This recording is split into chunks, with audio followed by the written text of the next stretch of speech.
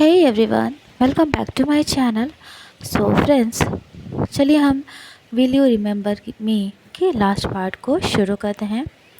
Actually originally मैंने इस FF को सैड एंडिंग के साथ एंड करने का सोचा था, लेकिन फिर मैंने सोचा कि मुझे भी पर्सनली सैड एंडिंग्स बिल्कुल ही पसंद नहीं हैं।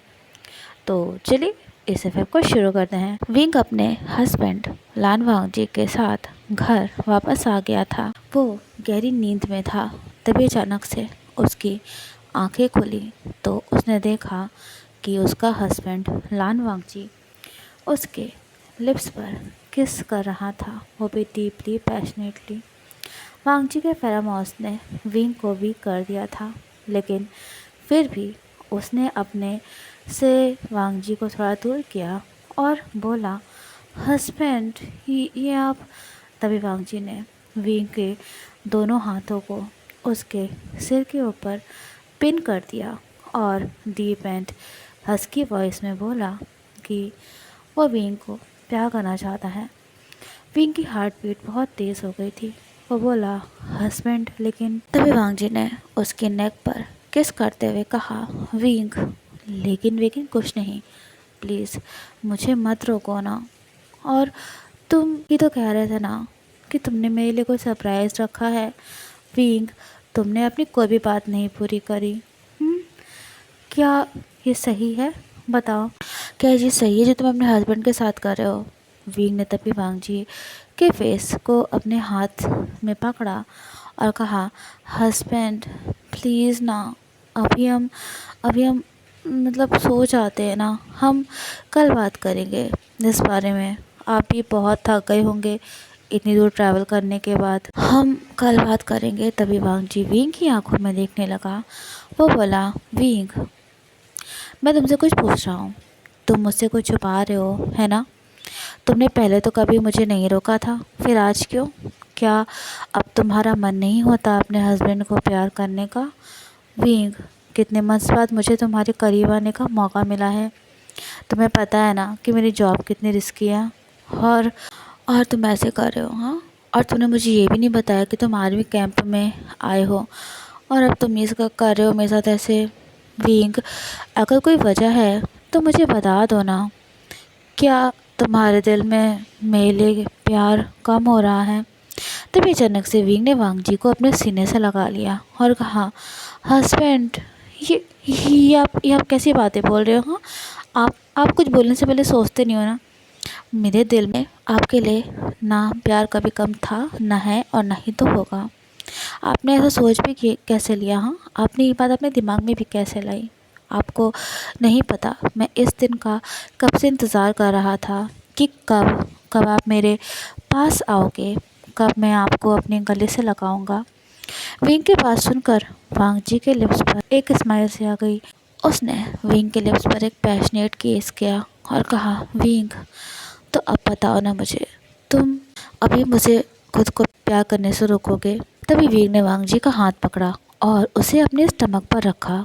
वांग जी समझ ही नहीं पा रहा था कि बात क्या है। वो बोला, विंग, तुमने तुमने मेरा हाथ अपने स्टमक पर क्यों रखा है? क्या तुम्हें कहीं पेन हो रहा है? विंग के फेस पर एक हल्की सी स्माइल आ गई।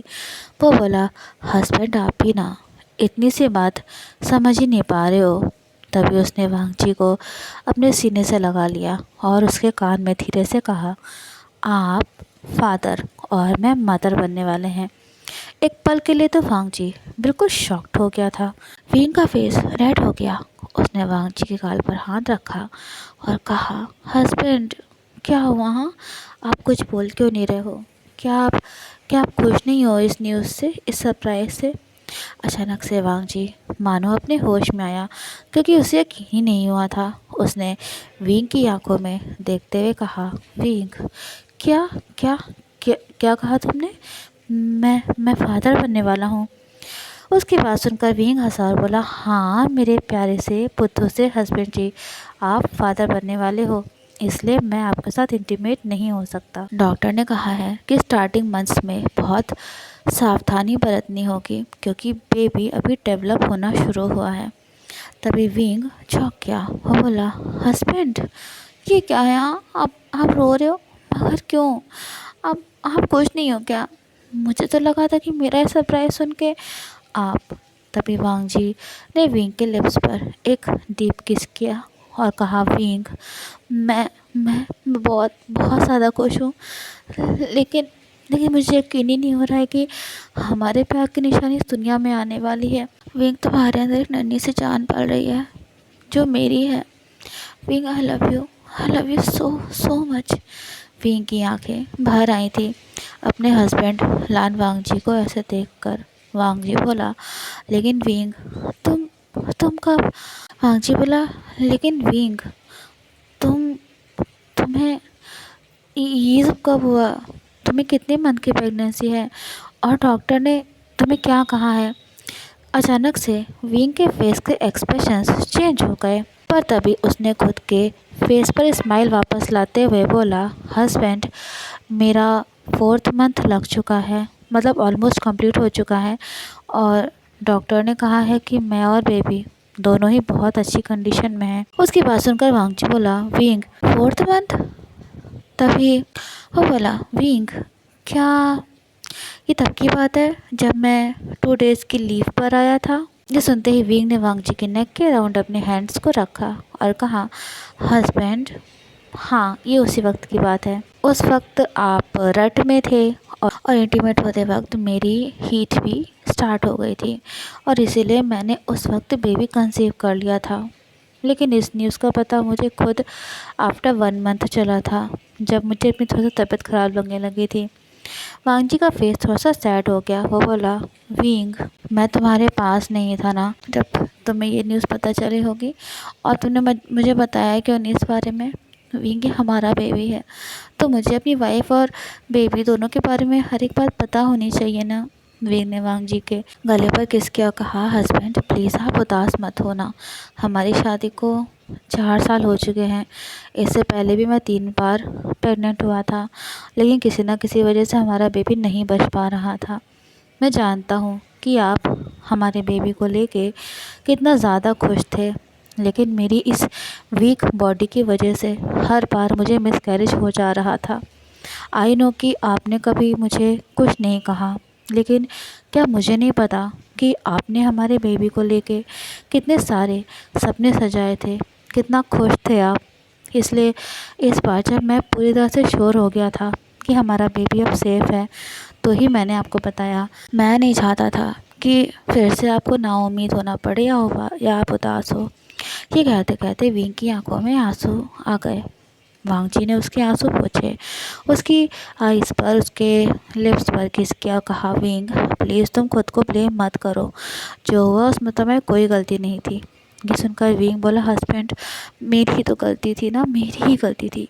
अगर मेरी बॉडी वीक ना होती तो अब तक हमारे पास हमारा बेबी होता, लेकिन इस पर मैं बिल्कुल ठीक हूँ, तो हमारा बेबी बिल्कुल सही रहेगा। वांग जी ने तभी विंग के पेट पर अपना हाथ रखा और कहा, विंग, मेरा प्यार कभी भी तुम्हारे लिए ना कम हुआ था और ना ही तो कम होगा। अगर तुम मुझे कभी बेबी ना भी दे पाते ना, तो भी मेरा प्यार कभी कम नहीं होता, ऐसे ही रहता या और ज़्यादा बढ़ जाता। ये सुनते ही विंग ने वांग जी को अपने गले से लगा लिया और कहा, I love you so much husband. लेकिन लेकिन अब आप क्या करोगे? हाँ, वांग जी के फेस पर स्माइल आ गई। वो बोला, विंग, मेरी फिज़िकल नीड्स और तुम्हारे साथ इंटीमेसी से कहीं ज़्यादा मेरे लिए तुम्हारी सेफ्टी इम्पॉर्टेंट है। विंग, मैं को सिर में अपने आप ठीक हो जाऊंगा, बस तुम मेरे सीने से लगे रहना, तो मुझे नींद आ जाएगी। ये सुनते ही विंग हंसा और बोला, आप भी ना कभी कभी बिल्कुल बच्चे जैसे हो जाते हो। वांग जी ने तभी उसकी नेक पर किस किया और कहा, हाँ, तो मैं अपनी वाइफ से प्यार ही इतना ज़्यादा करता हूँ कि मेरे इमोशंस मुझसे कंट्रोल ही नहीं होते हैं। विंग मन में बोला, हस्बैंड, आपके चेहरे पर ये खुशी देखने के लिए मैं कुछ भी कर सकता हूँ। वांग जी बोला, विंग, कहाँ खो गए? हाँ, तुम बोलो। तो विंग बोला, आप सामने हो मेरे, तो मैं किसी और चीज़ के बारे में कैसे सोच सकता हूँ या कहीं और कैसे खो सकता हूँ? वांग जी विंग को अपनी बाहों में लेकर बेड पर लेट गया और कुछ ही देर में उसे नींद आ गई, लेकिन विंग को अब नींद नहीं आ रही थी।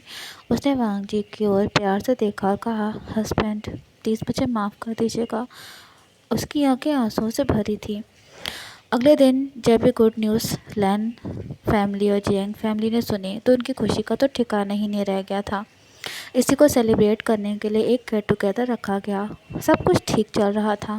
वांग जी और विंग एक दूसरे का हाथ पकड़े हुए बैठे थे।